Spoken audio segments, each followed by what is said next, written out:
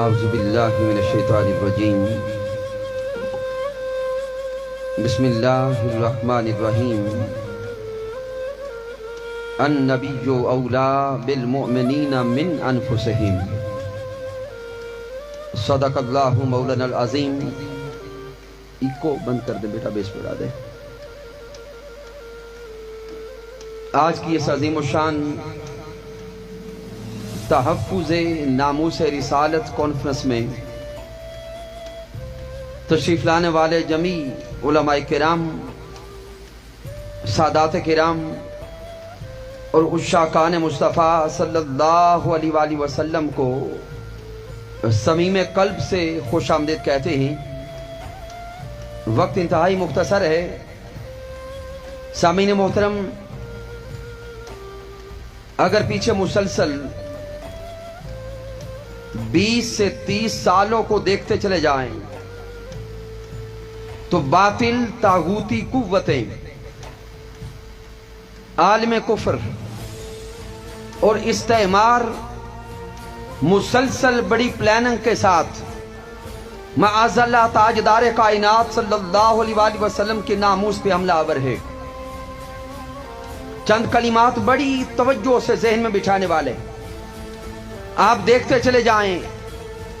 آقا علیہ الصلوۃ والسلام کی ناموس پہ حملوں کا آغاز ڈنمارک سے ہوتا ہے، پھر یہ سلسلہ آگے چلتا چلتا کبھی فرانس جاتا ہے، کبھی ہالینڈ جاتا ہے، اور اب ہمارے قرب میں انڈیا تک یہ بدبختی آ چکی ہے۔ ذہن میں ایک سوال پیدا ہوتا ہے کہ کفار تاجدار کائنات صلی اللہ علیہ وآلہ وسلم کی ناموس پہ حملہ آور کیوں ہیں؟ تو سامعین محترم، یہ نقطہ ذہن میں بٹھا لیں، جب کفار نے تاریخ اسلام کا مطالعہ کیا تو تاریخ اسلام جب اٹھا کے اس کو دیکھا گیا، اسٹڈی کیا گیا، تو 1400 سالوں میں کم و بیش اسلام 800 سال پوری دنیا پہ حکمران نظر آتا ہے۔ اسلام نے پوری دنیا پہ حکمرانی کی۔ کفار کو دین اسلام کی اور مسلمانوں کی حکمرانی کسی بھی انداز سے قابل قبول نہ تھی۔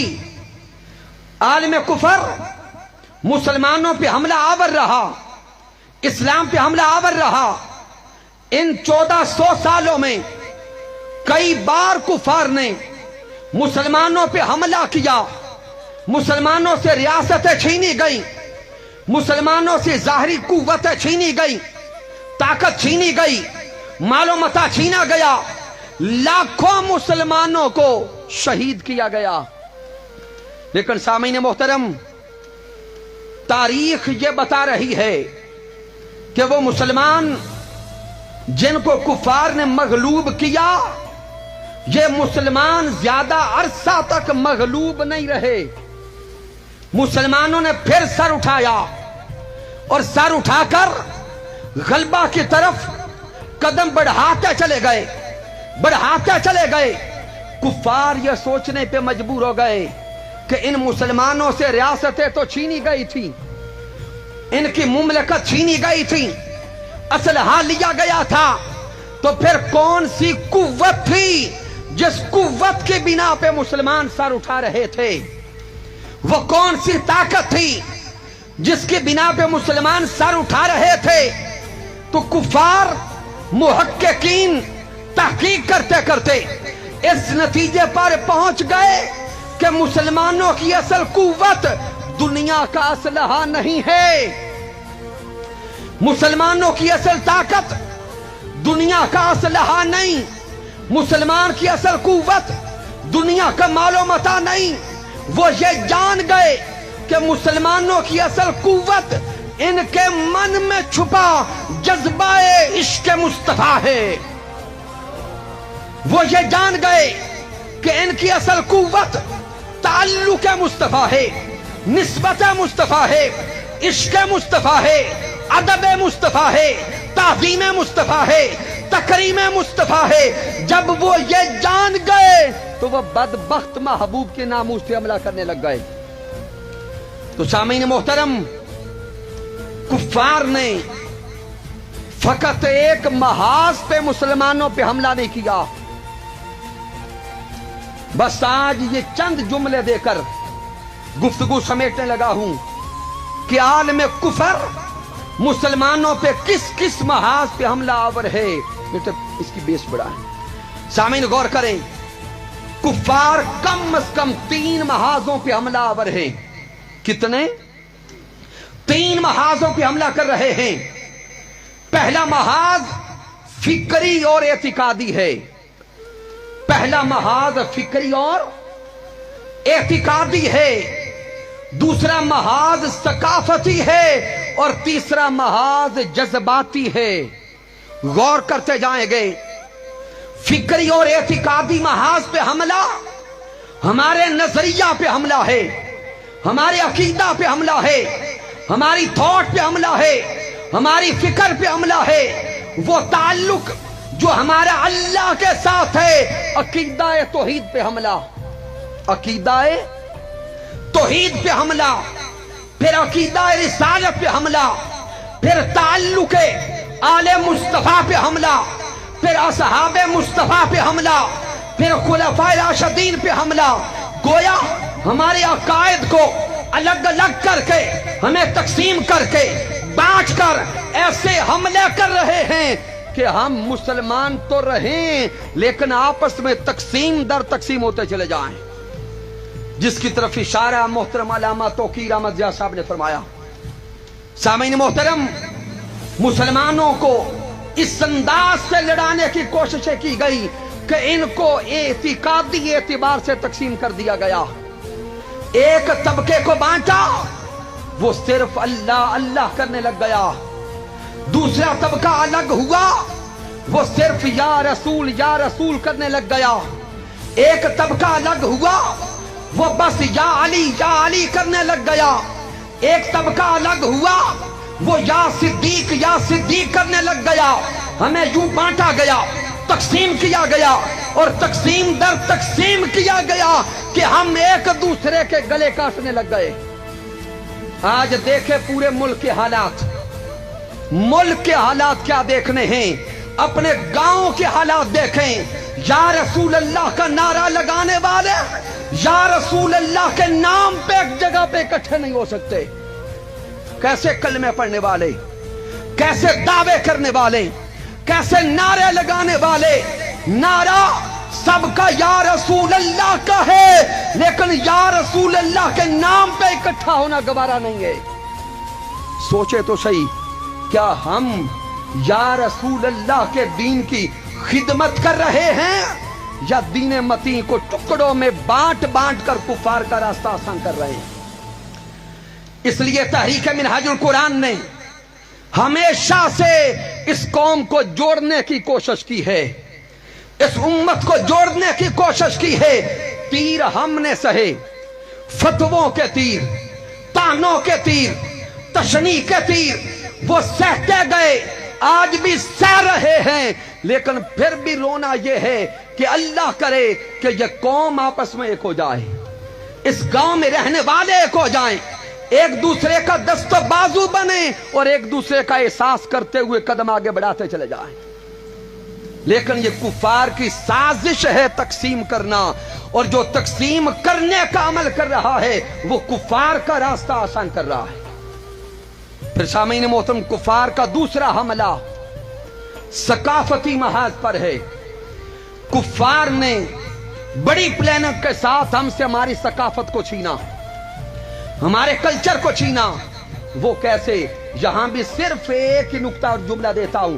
सामीन मोहतरम, इस्लाम की सकाफत हया है। इस्लाम की सकाफत, ऊंचा बोलेंगे, हया है। आप देखें मुआशरे के हालात को, हया इस्लाम वालों से छीनी जा चुकी। कभी वक्त वो था कि हमारी माएं, बहनें, बेटियां हमारे घरों में भी दुपट्टे नहीं उतारा करती थी। बोले ये मंजर आपने देखा है? कभी रंग ये था हमारी बेटियां घरों के अंदर भी दुपट्टे बोले नहीं उतारा करती थी। आज हाल ये हो गया کہ ہماری بیٹیوں کی چادریں بازاروں میں بھی اتر چکی ہیں. یہ برائی کہاں سے آئی؟ یہ فتنہ کہاں سے آیا؟ کفار نے ہم سے ہماری ثقافت چھین لی. تفصیل کا وقت نہیں. پھر تیسرا حملہ جذباتی محاذ پر ہے. تیسرا حملہ جذباتی محاذ پر ہے، اور اس محاذ پر ہماری نوجوان نسل کو ٹارگٹ کیا گیا. نوجوانوں کو ٹارگٹ کیا گیا. ان کے جذبات نفسانی سے کھیلا گیا، جذبات شہوانی سے کھیلا گیا. انٹرنیٹ کے ذریعے، ڈراموں کے ذریعے، ننگی فلموں کے ذریعے جوانوں کے جذبات کو بھڑکا کر جوانوں کو بدکاری اور برائی کے راستے پہ ڈالا گیا ہے. اور آج بے حیائی کا عالم یہ بن چکا. دکھ کے ساتھ کہنا پڑتا ہے کہ جوان جو موبائل لیے پھرتے ہیں، والدین میں جرت نہیں کہ اپنی اولادوں کا موبائل اٹھا کے دیکھ سکے. والدین میں ہمت نہیں کہ اپنی جوان اولادوں کا موبائل دیکھ سکیں. کیوں؟ جس جوان کا موبائل دیکھا جائے گا یا انڈیا کے ننگے گانے ہوں گے یا بے حیائی اور فحاشی ہوگی. تو جذباتی محاذ پہ ہم پہ حملہ کیا گیا. اور سامعین محترم، آخری جو جملے عرض کر رہا ہوں، ہم لوگ سڑکوں پہ نکل کر نعرے لگانے میں بڑے دلیر ہیں. ہم لوگ ناموس مصطفیٰ کے نام پر ظاہراً بڑے دعوے دار بھی ہیں، نعرے لگانے والے بھی ہیں، عشق مصطفیٰ کے بھی دعوے دار، غلامی رسول میں مر مٹنے کے بھی دعوے دار. لیکن اللہ ماشاء اللہ انہی جوانوں کا رنگ دیکھیں جو عشق مصطفیٰ کے نعرے لگا رہے ہیں. انہی کی فیس بک دیکھیں، ٹویٹر دیکھیں، واٹس ایپ دیکھیں، ٹک ٹاک دیکھیں. جس انڈیا کے خلاف وہ نعرے لگا رہے ہیں، اسی انڈیا کے گانے ان کی واٹس ایپ پہ چلتے نظر آ رہے ہیں. کہاں کے دعوے، کہاں کے نعرے. آج اس پلیٹ فارم سے جو پیغام دینا چاہتے ہیں، آئیے حقیقتاً عمل کی طرف قدم اٹھائیں، عمل کی طرف آگے بڑھیں. علماء کرام موجود ہیں. یہ تو صرف میں نے مرض کی تشخیص کی ہے. اس مرض کا علاج کیا ہے وہ کبھی کسی اور موقع پہ بیان کریں گے. اس کا حل کیا ہے وہ کہیں اور بیان کیا جائے گا.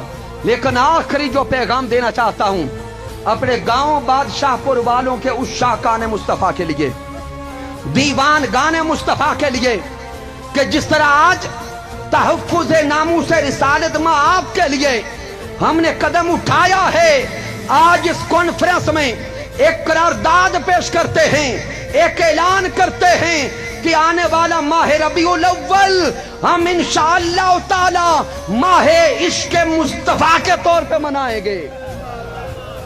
ہاتھ کھڑا کر کے قرارداد کو منظور کریں، تصویریں بنا لیں.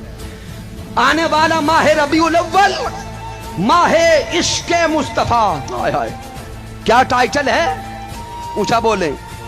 ماہ عشق مصطفیٰ، ماہ عشق مصطفیٰ، ماہ عشق مصطفیٰ.